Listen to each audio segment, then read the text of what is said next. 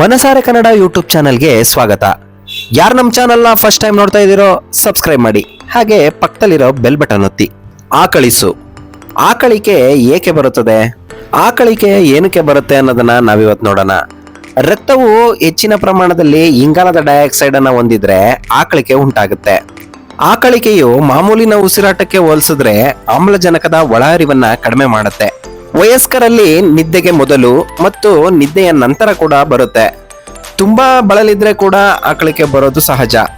ಆಯಾಸ, ಒತ್ತಡ, ಮಂಪರು, ಬೇಸರ ಹಾಗೂ ನಿದ್ದೆ ಕಡಿಮೆ ಆದ್ರೆ ಮತ್ತು ನಿದ್ದೆ ಜಾಸ್ತಿ ಆದ್ರೆ ಕೂಡ ಆಕಳಿಕೆ ಬರುತ್ತೆ.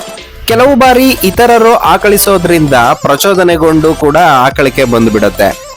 ಪ್ರಾಣಿ ಪಕ್ಷಿಗಳಿಗೂ ಕೂಡ ಇದರಿಂದ ಹೊರತಾಗಿಲ್ಲ, ಯಾಕಂದ್ರೆ ಪ್ರಾಣಿ ಪಕ್ಷಿಗಳಿಗೂ ಕೂಡ ಆಕಳಿಕೆ ಬರುತ್ತೆ.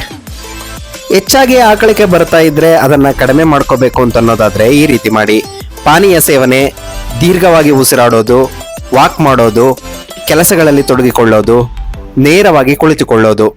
ಇದು ಮೆದುಳು ನಿಧಾನಗೊಂಡಾಗ ಮತ್ತು ದೇಹಕ್ಕೆ ಆಮ್ಲಜನಕ ಸಮಸ್ಯೆ ಇದೆ ಎಂದು ಸೂಚಿಸುವಂತಹ ಕ್ರಿಯೆ.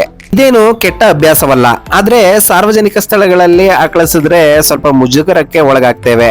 ಅಧ್ಯಯನಗಳ ಪ್ರಕಾರ ಚಳಿಗಾಲದಲ್ಲಿ ಆಕಳಿಕೆ ಸಂಭವ ಕಡಿಮೆ ಇರುತ್ತಂತೆ ಹಾಗೂ ದೇಹವು ಎಚ್ಚರಗೊಳ್ಳಲು ಬಯಸುತ್ತದೆ.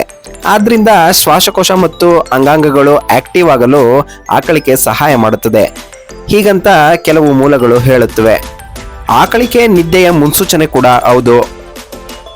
ದಣಿವಾದಾಗ ಮತ್ತು ಆಯಾಸವಾದಾಗ ನಡೆಯುವ ಪ್ರಕ್ರಿಯೆ ಇದು.